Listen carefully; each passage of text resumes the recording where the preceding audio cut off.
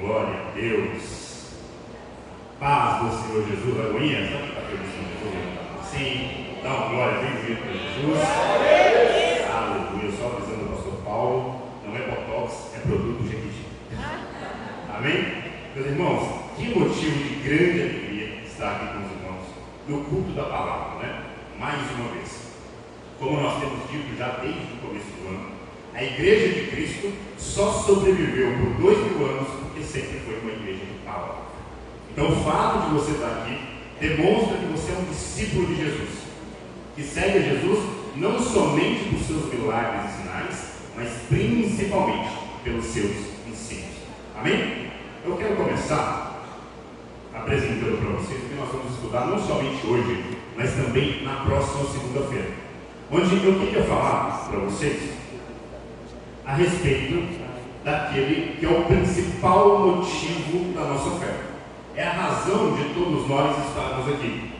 Nós não podemos falar de igreja, de Bíblia, de discipulado, sem falar dele, que é Jesus, o centro não somente da nossa vida espiritual, mas da nossa vida como um todo. E eu quero trazer para os irmãos, não somente hoje, mas também na próxima segunda, o que a Bíblia, a palavra de Deus, diz sobre Jesus. Porque se nós olharmos para o mundo lá fora, tem um monte de gente falando um monte de coisa sobre Jesus e pouca gente falando o que a Bíblia diz sobre ele. Então é tempo de nós entendermos mais e conhecermos quem é o nosso Deus, quem é esse Jesus em quem nós cremos. Está pronto aí, filho? Então eu quero começar lendo para vocês o texto que vai ser a base dos nossos cultos. Mateus capítulo 16, do 13 ao 15. Está escrito dessa forma, a partir do verso 13. Quando Jesus chegou à região de Cesareia de Filipe, perguntou aos seus discípulos: quem os homens dizem que o Filho do Homem é? Então, basicamente, Jesus juntou ali os seus 12, os mais próximos, e ele fez uma pergunta. Vocês estão andando aí para Galileia, Cafarnaum, Jerusalém, e eu quero saber o que o povão está falando de mim. É isso que Jesus queria saber. E olha a resposta dele, verso 14. E eles responderam: alguns dizem que é João Batista, outros que é Elias, e ainda outros Jeremias ou um dos profetas. Então perceba que o povo naquela época, que estava vendo Jesus, que estava ouvindo Jesus, que estava vendo Jesus fazer milagre, aquele povo se confundia a respeito da identidade de Jesus. E é isso que os discípulos estão falando. Olha, o povo não se decidiu.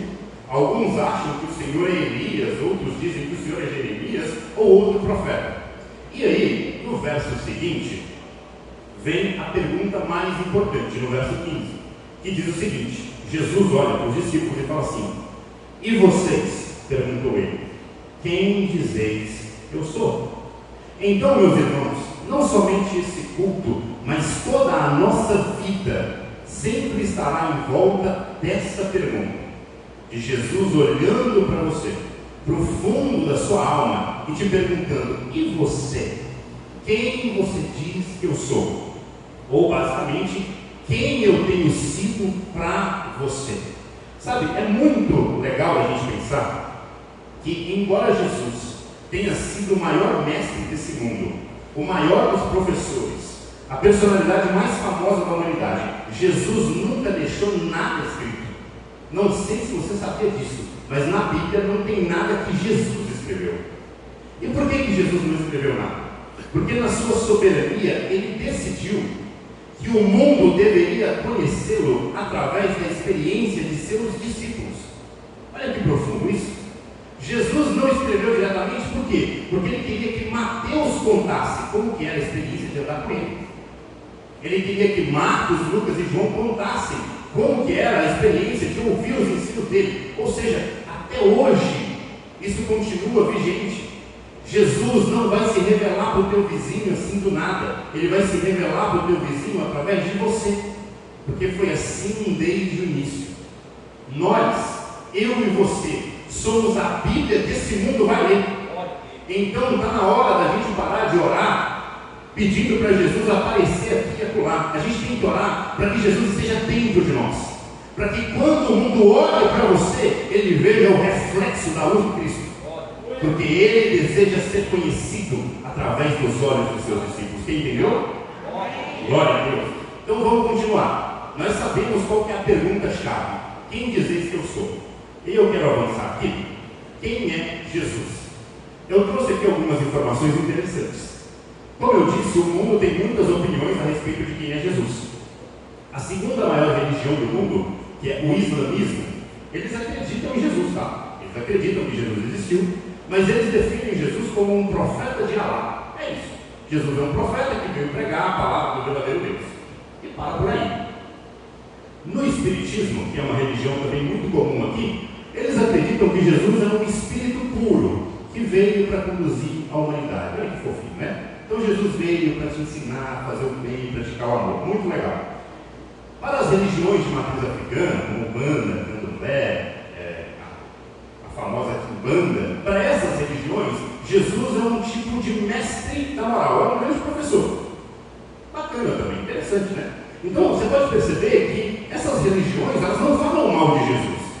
Jesus é tão incrível que nem a concorrência fala mal dele, olha que legal. Eles falam bem, Jesus é um profeta, ele é um espírito puro, ele foi um mestre. Inclusive algumas ideologias políticas, nem é religiosa, mas algumas ideologias políticas olham para Jesus como um grande político do seu tempo. Alguém que se levantou contra o governo opressor e buscou uma revolução em favor dos pobres. Olha que legal. Só que existe um problema nessas visões. Elas não são bíblicas. Nós temos que olhar para Jesus da forma que seus primeiros discípulos o conheceram. E aí, quando a gente olha para a Bíblia, a gente vê que Jesus era profeta. Sim, ele tinha característica de profeta, mas ele era mais que isso. Jesus foi um grande mestre, com certeza, o maior desse mundo, mas ele foi mais que isso. Jesus foi mais que um revolucionário. Jesus é o Filho de Deus que veio morrer pelo meu e seu pecado. Então todas as definições a respeito de Jesus que o mundo dá são definições pequenas demais de quem ele é. Por isso eu e você como igreja devemos anunciar um Jesus verdadeiro, que é muito mais do que um profeta qualquer, mas é o próprio Deus encarnado. Aleluia. Meus irmãos, a diferença entre a igreja de Cristo e as outras religiões é exatamente essa. Lá no mundo você vê muitas vezes homens se tornando deuses, mas na nossa fé é diferente, porque a nossa fé fala de um Deus que se tornou homem para tomar o meu lugar naquela cruz. A igreja de Jesus é única nesse sentido, e ela é a única que pode revelar a verdadeira face de Cristo. Você está entendendo o tamanho da responsabilidade que Deus colocou na sua mão?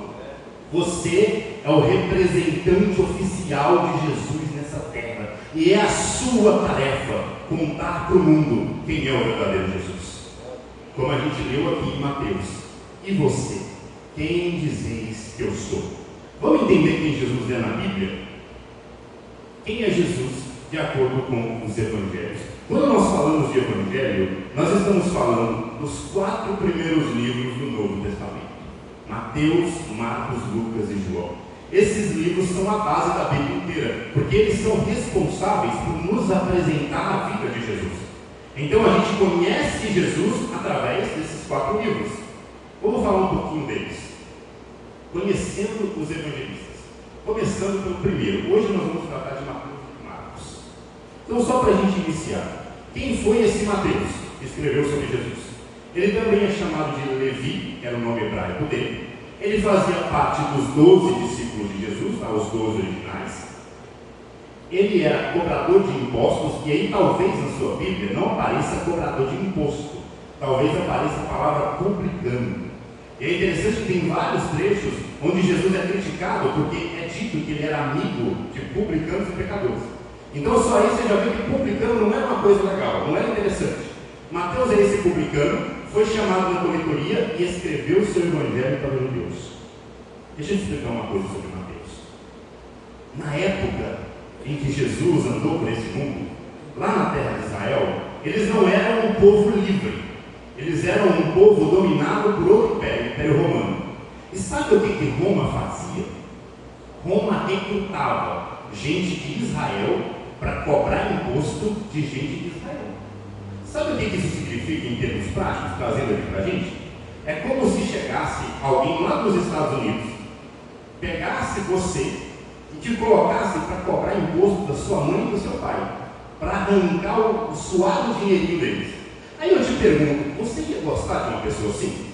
Uma pessoa que é da sua própria nacionalidade, da sua própria casa, da sua própria família, mas que está tirando dinheiro seu e dando para quem você nem conhece. Você acha que Mateus era popular no tempo dele? Não era, não. Você acha que algum de nós iria ser amigo do Mateuzinho, coitado? Não ia mesmo. A gente ia querer ele longe, porque o Mateus é aqui conhecido como sanguessuga. Não gosto desse camarada. Mas aí é interessante que Jesus é diferente de mim, porque Jesus escolheria pessoas que eu não escolheria. A Bíblia diz no capítulo 9 que Jesus, passando pela coletoria, olhou para Mateus e disse: me segue. Olha que interessante. Mateus, que é aquele rejeitado por todos os seus irmãos, por todos os seus compatriotas, é aceito por Jesus. A primeira coisa que eu aprendo com Mateus sobre Jesus é que Jesus chama os pecadores. A Bíblia fala que quando Mateus se encontra com Jesus e vira discípulo dele, Mateus faz um banquete. Quando Jesus vai no banquete, os religiosos da época começam a reclamar. E sabe o que Jesus fala? Vocês falam isso porque vocês se acham muito santos, mas eu sou um médico que veio para os doentes. Você está pegando, irmão? Jesus não veio para o santinho que frequenta todo culto. Jesus não veio para aquele que ora de manhã, de madrugada, meio-dia, de noite. Jesus veio para aquele que falha, para aquele que peca, para aquele que erra, para aquele que cai. Jesus veio para esse. O fato de Jesus ter salvo Mateus me enche de esperança, porque se Jesus salvou ele, então ele também pode me salvar. Ele pode salvar você. Você está entendendo? Aleluia. Então, meus irmãos, Mateus é esse que é chamado da coletoria para seguir a Jesus. Ele escreve o seu evangelho para os judeus, que era exatamente o povo que o rejeitava. E como que Mateus apresenta Jesus? Ele apresenta Jesus como o rei prometido. Como que a gente percebe isso? A gente percebe isso no primeiro capítulo do livro, Mateus capítulo 1, verso 1. Começa com uma genealogia de Jesus. E o texto começa dizendo o seguinte: livro da genealogia de Jesus Cristo, filho de Davi, filho de Abraão. Vamos lá. Vamos entender algumas coisas aqui. Jesus é filho de quem? Jesus é filho de Deus, tá? Jesus é filho de Deus. Mas é necessário que Mateus apresente uma genealogia ligando Jesus a personagens do Antigo Testamento.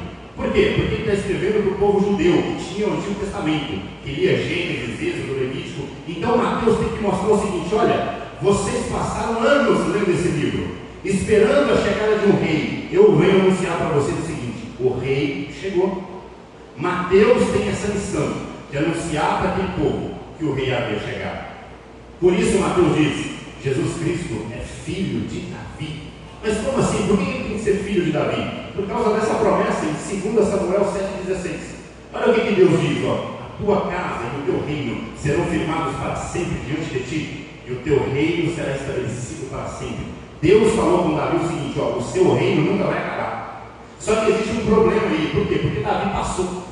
Aí depois veio Salomão, e Salomão também passou. E aí o povo começou a entender o seguinte: não adianta nada um trono eterno se o rei não é eterno, se o rei sempre morre. Por isso, para cumprir a promessa, era necessário que Jesus viesse, porque Jesus é esse rei eterno. Porque desde o dia em que ele ressuscitou dos mortos, ele nunca mais morreu. Então em Jesus, esse trono de Davi encontra o seu verdadeiro herdeiro. Amém?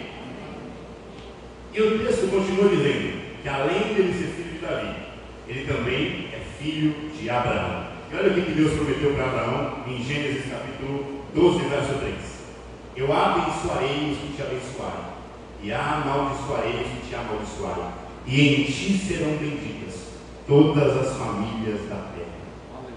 Um dia Deus falou com Abraão assim: Abraão, gostei de você, eu quero que você saia aí de onde você está morando e você vá para a terra de Canaã. E vai funcionar da seguinte maneira: você vai percorrer a terra E onde você colocar o pé, eu vou dar para você.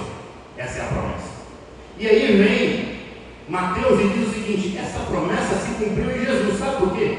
Porque quando Abraão colocava o pé dele no lugar, Deus dava aquele lugar para Abraão. Mas quando Jesus colocava o pé no lugar, Deus dava para Jesus não territórios físicos, mas almas que estavam ali. Sabe o que isso significa? Que assim como Abraão conquistou Canaã, Jesus conquistou a sua casa. No dia que ele pôs o pé na sua vida, Deus acrescentou um nome no livro da vida. Por isso Jesus é esse filho de Abraão, é esse grande missionário que veio para salvar o que havia sido perdido. E é em Jesus que se cumpre a promessa que diz: em ti serão benditas todas as famílias da terra. Existe uma tradução que diz todas as nações do mundo, porque Jesus, meus irmãos, não ficou só na cerquinha de Israel. Jesus se tornou internacional. É por isso que ele está sendo adorado hoje aqui no Brasil, mas também lá na China, no Japão, na Tailândia, na Palestina, porque em Cristo todas as nações são alcançadas. Amém? Glória a Deus. Então Mateus, ele tem que nos mostrar que Jesus é esse rei prometido, que descende de Davi e também descende de Abraão. Mas Mateus também precisa fazer uma outra comparação. Mateus precisa mostrar que Jesus é o novo Moisés. Como é que Mateus faz isso? Mateus faz isso através de Deuteronômio 18:15. Lá na sua Bíblia está escrito o seguinte, tá? Quando Moisés tira o povo do Egito, e eles estão no deserto indo para Canaã, Moisés está perto da morte. E o povo está começando a ficar desesperado. Se Moisés morrer, a gente está lascado. A gente vai ficar sem líder. E aí Moisés, ele solta uma profecia. Deuteronômio 18:15, onde ele diz o seguinte: o Senhor teu Deus te suscitará um profeta do meio de ti, do meio dos teus irmãos. Esse profeta será semelhante a mim. Então Moisés, ele literalmente deu a letra. Ele falou assim: olha, um dia Deus vai levantar um outro homem aqui em Israel, e ele vai ser parecido comigo. E quando vocês verem que ele é parecido comigo, vocês saberão: esse é o Messias que Deus enviou. Será que isso se cumpriu? Vamos ver? Olha que interessante. Lá em Êxodo capítulo 1, para você que conhece a Bíblia, quando Moisés está para nascer, Faraó manda fazer uma coisa: ele manda matar as criancinhas, né? Só que aí Mateus nos conta que quando Jesus está para nascer também, existia um rei mau chamado Herodes, que sabendo que o Messias nasceria, também manda matar as crianças. Está vendo a semelhança entre Jesus e Moisés? Já é o primeiro sinal. Mas Mateus, ele mostra um segundo sinal. Ele mostra que assim como Moisés passa um tempo no Egito, Jesus também passa. Porque a história nos conta que quando Herodes quer perseguir e matar Jesus, o anjo aparece para José e manda ele fugir para onde? Para o Egito. Para que Jesus passe um tempo no Egito e se torne mais uma vez esse novo Moisés. Por fim, a gente tem Jesus ensinando na montanha. Lá no Êxodo, Israel passa o tempo todo no pé do monte, ouvindo Deus dar recados para Moisés, e Moisés comunicar ao povo. Da mesma forma, em Mateus capítulo 5, a maior pregação da Bíblia, Jesus sobe numa montanha e começa a ensinar: bem-aventurados os pobres de espírito, porque deles é o reino dos céus. Bem-aventurados os misericordiosos, porque alcançarão misericórdia. Ou seja, Jesus é esse novo Moisés que entrega para o povo a verdadeira lei de Deus. Então Mateus está nos mostrando o seguinte: olha, Moisés libertou um povo, que é o povo de Israel, mas Jesus, sendo o Cristo, tem o poder de libertar todo aquele que nele crê. Você crê em Jesus? Aleluia. Assim como Moisés tira Israel das garras de Faraó, o Senhor te tirou das mãos do diabo, o seu opressor. Assim como Moisés conduz o povo pelo deserto, o Senhor conduz os seus discípulos pelos desertos da vida. O Senhor te guia nas adversidades. É por isso que você não parou ainda. É por isso que você não desistiu, porque Jesus vai à sua frente te conduzindo. E assim como Moisés atravessa o mar vermelho, Jesus nos conduz pelas águas do batismo, para que lá na frente, como Israel conquistou Canaã, você possa conquistar a verdadeira Canaã, que é o céu. Então Jesus é demonstrado por Mateus como esse novo Moisés, um Moisés que salva para além de Israel, mas que salva todo aquele que crê. Amém? Por fim, nós temos que lembrar que depois que Mateus apresenta Jesus como esse rei prometido e como esse novo Moisés que nos conduz pelo deserto, chega a vez de outro evangelista, porque agora Jesus quer ser visto de outro ângulo. Mateus já explicou o que tinha que explicar, agora é a vez de Marcos. E aí a gente tem que entender quem é Marcos e como a história dele se confunde com o Evangelho. Marcos era chamado João Marcos, conheceu Jesus quando ainda era muito jovem, foi companheiro de missão de Paulo e discípulo de Pedro, escreveu seu Evangelho para os romanos. A história de Marcos é extremamente inspiradora, sabe por quê? Porque Marcos, quando ele conhece Jesus, ele ainda era muito novinho. Os historiadores dizem que ele tinha entre 15 e 17 anos. Então ele não conviveu com Jesus, mas ele conviveu com os discípulos de Jesus. E aí, primeiro ele se junta com Paulo, e Paulo fala com ele: ó, vamos fazer missão. A gente vai lá na Panfilha, a gente vai evangelizar, a gente vai levar uns folhetos, vai convidar o povo para o GC, a gente vai chamar eles para vir para o culto da palavra, e o Marquinhos vai lá, todo animado, porque crente no primeiro amor é assim, a gente é sempre animado. Não, vai dar tudo certo, vamos lá, vamos rachar Satanás no meio. E aí Marcos vai viajar com Paulo. Mas o texto diz que alguma coisa aconteceu no meio do caminho.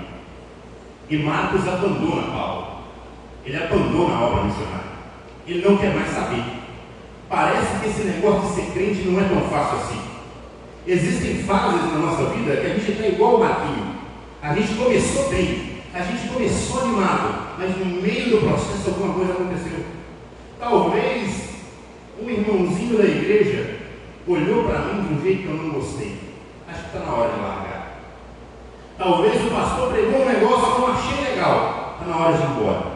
Marcos foi assim. Ele estava do lado do maior teólogo do mundo, que era Paulo, mas para ele não era suficiente. Ele desistiu no meio do caminho. E aí você pensa, então a história de Marcos é uma história ruim, é uma história negativa. Não, porque a gente está falando de evangelho. Lembra que a gente falou que Jesus veio exatamente para o rejeitado, Jesus veio para o fraco, é o médico que veio para o doente? Jesus veio para o Marcos também, porque a história nos conta que depois de abandonar Paulo, passa-se um tempo, e Marcos se junta com Pedro, outro discípulo de Jesus. Ele fica tão próximo que Pedro chega a tratá-lo como filho, e um dia Pedro chega para Marcos e fala assim: Marcos, eu já estou velho, eu não sei escrever, eu preciso da sua ajuda. Aí o Marquinhos fala: o que o senhor precisa, tio Pedro? E aí Pedro fala assim: eu quero contar para o mundo como que foi a minha experiência com Jesus. E aí o Marcos pega a caneta e ele começa a escrever. Daí nasce esse evangelho. Pasme você. O evangelho de Marcos não são as coisas que Marcos viveu, são as coisas que Pedro viveu. Marcos é o escriba de Pedro. E por isso esse evangelho é tão importante para a igreja, porque ele é o evangelho da simplicidade. Porque a gente está falando de Pedro, um pescador, um homem simples. E aí tem algumas coisas que são muito interessantes em como Marcos apresenta Jesus. Marcos apresenta Jesus como servo sofredor. Marcos 10,45 diz assim: porque o Filho do Homem também não veio para ser servido, mas para servir e dar a sua vida em resgate de muitos. E aqui a gente tem que entender um negócio. Quando a Bíblia diz que Jesus veio para servir, muito crente está entendendo errado. Estão achando que Jesus é o meu empregado pessoal. Jesus é o meu mordomo. É só eu mandar ele buscar que ele vai. É só eu determinar o que vai acontecer. Não se engane. Quando Marcos diz que Jesus é servo, primeiro, ele é servo de Deus. Jesus veio servir ao Pai, em primeiro momento. Por isso que lá em João, quando Jesus está ali em Samaria, os discípulos chegam com comida, né? Ah, Jesus, você está com fome? A gente trouxe aqui um cheeseburger. Aí Jesus fala assim: não, pode comer, porque a minha comida e a minha bebida é fazer a vontade de meu Pai. Então Jesus é o servo de Deus, e servindo a Deus, ele serve o necessitado. Meu irmão, escute isso e guarde no seu coração. Jesus não vem nos servir na nossa soberba, ele vem nos servir na nossa mazela. Jesus não veio servir os grandes e poderosos que só queriam mais poder. Jesus veio servir o doente, que estava humilhado e não tinha mais a quem recorrer. Jesus veio servir não o que se exalta em sua soberba, mas aquele que se humilha. É esse que Jesus veio servir. É para esse que Jesus veio e lavou os pés. Jesus é o servo sofredor. Ele é o rei prometido em Mateus, mas aqui em Marcos, ele é o servo que se humilha por amor às almas que estão perdidas. Então não tem como eu ler o Evangelho de Jesus e ainda assim me manter arrogante e soberbo. Se o meu mestre serviu, se o meu mestre se humilhou, como eu posso ser altivo diante do exemplo dele? É isso que Marcos está querendo trazer para nós. Mas não se engane, Marcos não traz só o servo sofredor, ele também traz o herói vencedor. Por que Marcos traz um Jesus heróico? Porque Marcos está escrevendo para o povo romano, e os romanos, eles eram muito habituados com a guerra. Então eles liam muitos livros sobre grandes heróis, como Hércules, Aquiles, grandes soldados. E aí Marcos lê e diz o seguinte: olha, vocês se iludem com esses heróis humanos, eu vou mostrar para vocês um herói de verdade. Eu lhes apresento Jesus. E por isso Marcos mostra, primeiro, Jesus vencendo as enfermidades.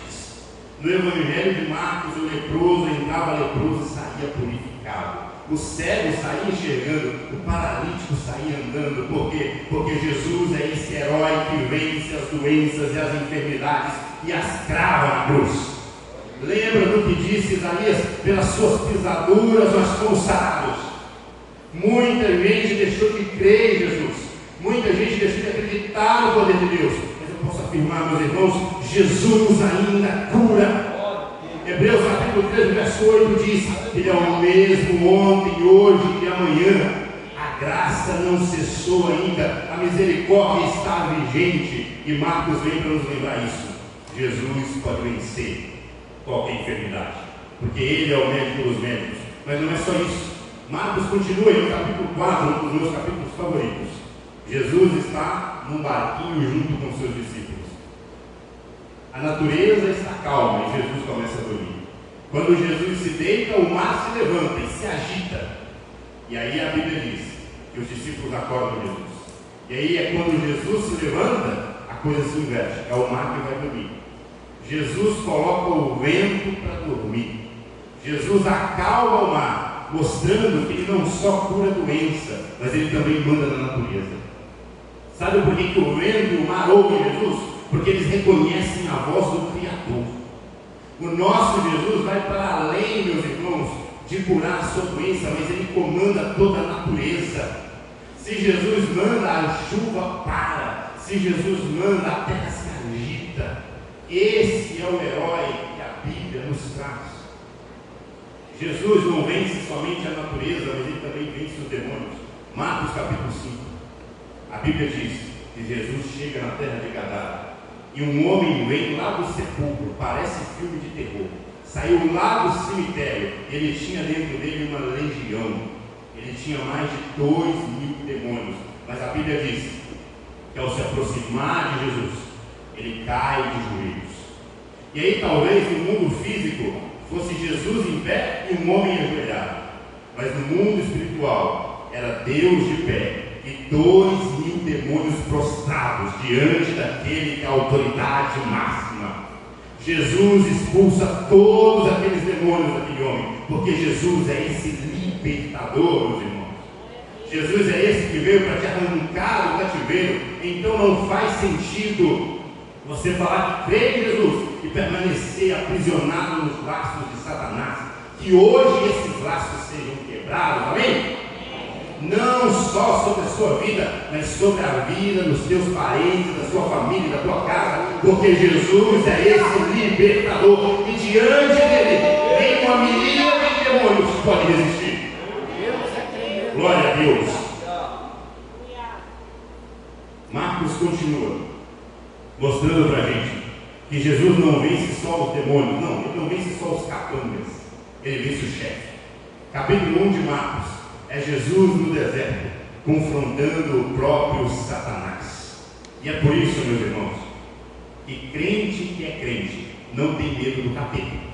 Crente que é crente sabe que é o capeta que tem medo da gente. E o diabo não tem medo de mim só porque eu tenho cara de mal, mas porque quem anda comigo já venceu ele há muito e muito tempo atrás. É por isso que a Bíblia diz: sujeitai-vos a Deus. Por quê? Porque uma vez que eu estou sujeito a Deus, eu resisto ao diabo, e o diabo foge de mim. Você conseguiu pegar isso? O que a Bíblia está dizendo é que Satanás, aquele que é dito príncipe do inferno, se dobrou diante daquele que é o rei dos reis. Então não existe nenhum poder negativo nesse mundo que possa segurar a igreja de Deus. Lembra o que Jesus prometeu para os seus discípulos? Sobre esta pedra eu edificarei a minha igreja, e as portas do inferno não prevalecerão contra ela. Nós somos essa igreja que vai invadir o inferno e que vai tirar almas e almas de lá e entregá-las aos pés de Cristo. Você pode dar um glória em Jesus? Jesus vence a enfermidade, ele controla a natureza, ele vence os demônios, ele vence Satanás. E por fim, Jesus vence o último inimigo do homem. Marcos termina nos dizendo que a cruz não pôde reter. E aqui é necessário que a gente abra um parênteses. Às vezes, quando a gente vem para a igreja e a gente repete o ritual, né? Eu venho todo culto de domingo, todo culto de segunda, eu leio a Bíblia sempre no mesmo horário, eu faço as mesmas orações, até as palavras repetidas, né? Eu fico imaginando hoje do lado do seu lado, falando: você já falou isso aqui, eu a mesma coisa semana passada. Muitas vezes, quando nós nos habituamos com a religião, quando nós nos acostumamos, nós perdemos a reverência e parece que essas verdades já não nos impactam mais. Ou seja, quando a gente vê que nos 4 evangelhos nos é dito que Jesus venceu a morte, a gente não entende o tamanho disso. Porque a morte, meus irmãos, era o último inimigo a ser vencido. Jesus vence a morte antes mesmo de morrer, porque na Bíblia ela nos apresenta várias ressurreições. Jesus, por exemplo, ressuscita a filha de um homem chamado Jairo, que aliás Jesus chega e diz o seguinte: olha, na verdade ela não morreu, ela só está dormindo. Jesus sempre tipifica a morte como um sono. E aqui eu quero trazer o seguinte para você: será que você acha que está vivo e na verdade já morreu? Papo esquisito, né? Mas é necessário que a gente diga isso, porque quando eu digo que Jesus venceu a morte, às vezes eu penso só na morte física. Ah não, Jesus morreu, ele parou de respirar, depois viveu de novo, respirou de novo. Não, Jesus venceu todas as esferas da morte. Então, se existe dentro de você alguma coisa que morreu, eu lhe apresento Jesus que disse: eu sou a ressurreição e a vida. Tanto Mateus quanto Marcos, Lucas e João, todos eles estão nos trazendo a mesma mensagem. Jesus veio para ressuscitar aquilo que já morreu dentro de você. Então, por que você parou de orar pela sua família? Por que você parou de orar pelo seu pai, pela sua mãe? Por que você desistiu do teu irmão? Será que você, quando lê a Escritura, já não crê mais que Jesus pode dar vida àquele que morreu? É isso que Marcos está trazendo para a gente. Jesus vence a morte. Aleluia! Jesus vence todo tipo de morte. Então, talvez, se a sua fé está quase se apagando, se você sente que a sua alma está quase indo embora e que você já não tem mais razões para continuar no caminho, Jesus vence essa morte espiritual também, porque Ele é a ressurreição e a vida. Aleluia! Aleluia!